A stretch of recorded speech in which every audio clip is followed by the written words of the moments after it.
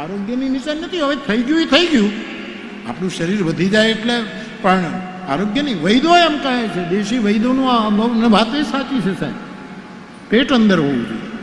અથવા તો આમ મારે કેમ સમજાવવું બધું. એક વાત તમને ઉભા રહે, તમારી પાસે સમય છે ને ભાઈ? હા, હું તમારો વધારે સમય નથી લેતો ને, તમારે બીજું કામે શું છે? આ 9 દિવસ સુધી આ ગોંડલની રામકથામાં આપણે બધા બેઠા છીએ ને, ત્યાં સુધી જેમ તલગાજડામાં બેઠા હોય તો બધા તલગાજરડિયા કહેવાય, રાતોલમાં બેઠા હોય તો રાતોલિયા કહેવાય, મહુવામાં બેઠા હોય તો મહુવાઈયા કહેવાય, એમ જ્યાં સુધી 9 દિવસ કથામાં બેઠા છે ને બધા ગોંડલિયા કહેવાય. કારણ કે ગોંડલમાં બેઠા છીએ સાહેબ, ગોંડલને લીધે આપણે છીએ અહીંયા, એટલે બધા જ અત્યારે આપણી મોજમાં છીએ. એ આપણી અટક હોય ન હોય, આપણે રાફડા ઉપર બેહીને જે દુહા ગાતો હોય રાફડિયા દુહા કહેવાય છે ને. આપણે તો રાફડા ઉપર બેઠો હોય દોહો ગાય એને રાફડિયા દુહા કહેવાય. તો મારે તમને એક વાત કહેવી છે. જ્યાં મિત્ર ભાવે એકવાર સુગ્રીવે ભગવાન રામને પૂછ્યું કે પ્રભુ, તમારી તંદુરસ્તીનું કારણ શું છે? આમ તો ન પૂછી શકે. સુગ્રીવ તો વિષય છે, રામ બ્રહ્મ છે, પણ મિત્રો બન્યા પછી મિત્રતાનો એવું એક લક્ષણ ગણાય કે દિલની વાત એકબીજાને પૂછી શકે. મૈત્રીમાં તો એ જ હોય. વિનોબાજી તો એમ કહે છે કે મારે બધા મિત્રો જ છે. તુકારામ મારા મિત્ર, જ્ઞાનદેવ મારા મિત્ર, સહજોબાઈ મારી મિત્ર, આ બધાને મિત્રો જ કહે છે. ઇવન પરમાત્માના અવતારો નહીં પોતાનો મિત્ર જ ગણે છે. એ બધા મારો મિત્રો છે, હું એની સાથે વાતચીત કરું છું, એવું વિનોબાજી કહે. એવું છે મૈત્રી. બહુ બહુ મોટું સાધુનું લક્ષણ કહેવાય. અને પતંજલિએ પોતાના શાસ્ત્રમાં મૈત્રીને સ્થાન આપ્યું. મૈત્રી, અને બુદ્ધ પાસે તો મૈત્રી સિવાય બીજું છે શું? મૈત્રી, મૈત્રી. તો સુગ્રીવ જ્યાં સુધી રામનો મિત્ર નથી બન્યો ત્યાં સુધી તો આવો પ્રશ્ન ન પૂછી શકે. પણ સુગ્રીવ રામનો મિત્ર બની ગયો. આ વર્ષો પહેલા દાદાએ કીધેલી વાત કહું છું સાહેબ. આ વર્ષો પહેલાની સ્મૃતિ આપની પાસે રજૂ કરું છું. એ ક્યાં ગ્રંથમાં મેં તો ભરોસો રાખીને કાંઈ કીધું નહીં કે ક્યાં લખ્યું છે. મારે કાંઈ પૂછ્યું, ગુરુ બોલ્યા એટલે વાત પૂછું. મને આ ડૉક્ટર 2 દિવસથી પૂછે છે, ક્યાં ગયા ડૉક્ટર સાહેબ? એમણે 2 જણાએ પૂછ્યું કે બાપુ તમે 2 દિવસ પહેલાં કીધું કે ગુરુને ગાવ નહીં, ગુરુને સેવો. સેવો એટલે શું? એ જે બોલે એને એ બરાબર જ છે એમ પકડી લેવું, એનું નામ સેવન.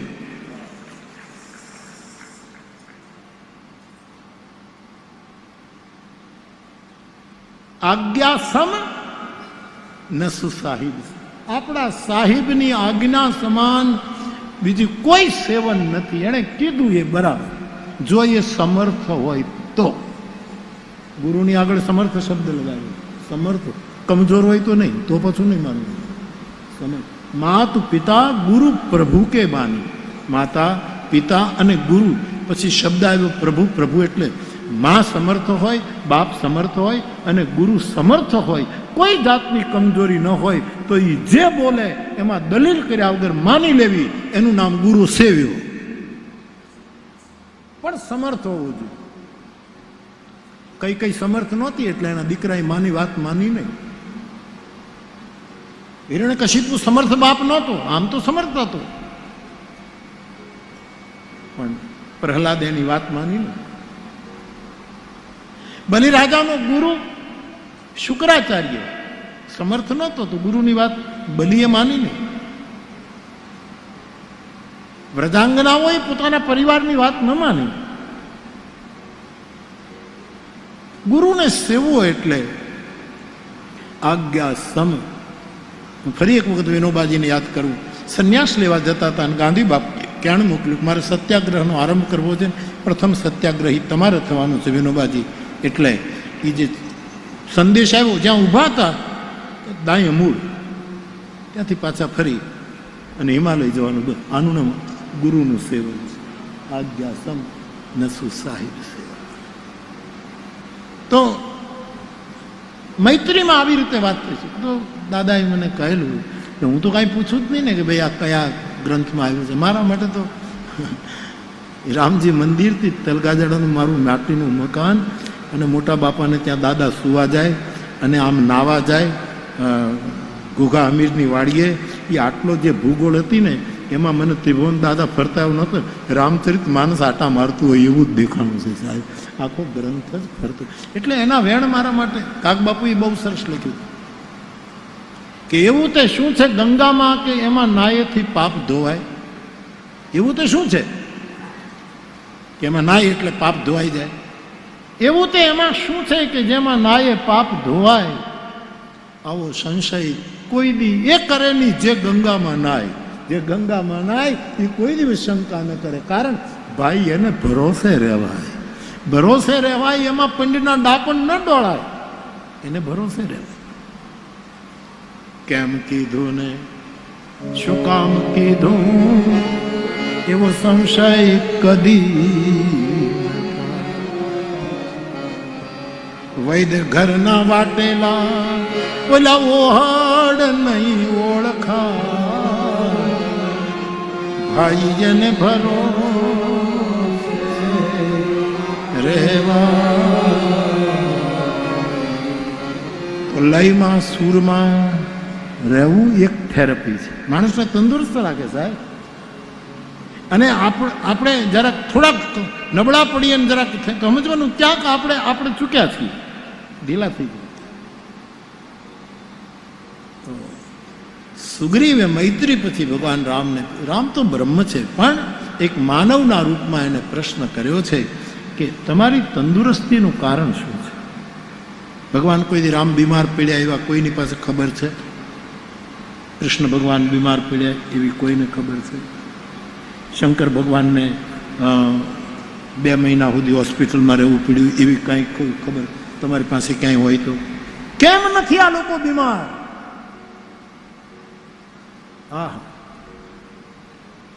અને પછી ભગવાન રામ કહે છે કે સુગ્રીવ, તારું જેમ પાંચ ભૌતિક શરીર છે એમ મારું, આમ તો એનું શરીર તો ચિદાનંદમય દેહ તમારી ચિદાનંદમય છે, પરમાત્માને આપણા જેવા તત્વો ન હોય, પણ મનુષ્ય આદર્શ બતાવવા માટે ભગવાન રામે સુગ્રીવને કીધું કે મારું પણ પંચભૂતનું શરીર છે. આ તો પ્રભુ એ તો બરાબર, અમારે તો અગ્નિ જળ વાયુ તેજ આકાશ એ અમારા શરીરમાં 5 તત્વો, આપનામાંય 5 તત્વ. તો પ્રભુ બતાવો ને, તમારામાંય 5 તત્વો, મારામાંય 5 તત્વો, અને તમે આટલા તંદુરસ્ત ને અમે કેમ આમ બરાબર નથી, સ્વસ્થ નથી?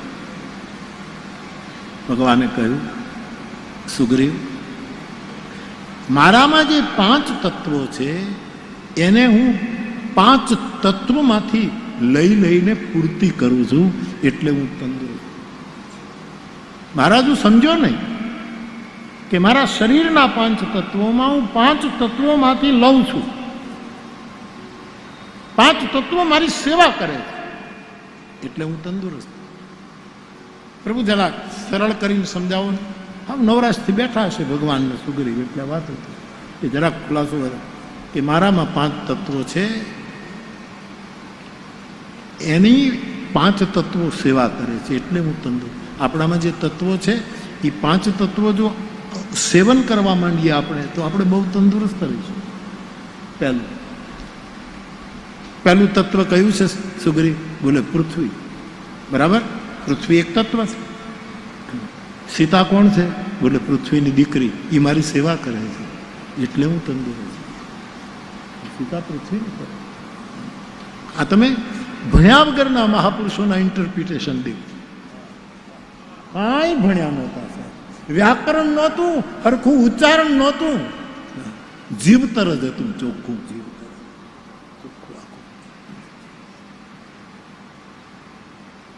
પૃથ્વીની દીકરી જાનકી, સીતા કર પદ સરોજ લાલિતો ચિંતકસ્ય મન ભંગ સંગીનો.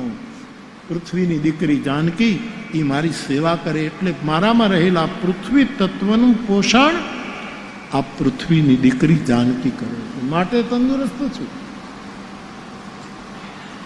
સુગ્રીવ, આ હનુમાન તારો સચિવ છે, મંત્રી છે, ને અત્યારે મારો સેવક છે. એ હનુમાન કોણ છે? બોલે વાયુપુત્ર. તો વાયુ મારી સેવામાં બેઠો છે, પવન મારી સેવામાં, વાયુ તત્વ મારી સેવા કરે, સતત નિરંતર સેવા કરે. હા, ત્રીજું તત્વ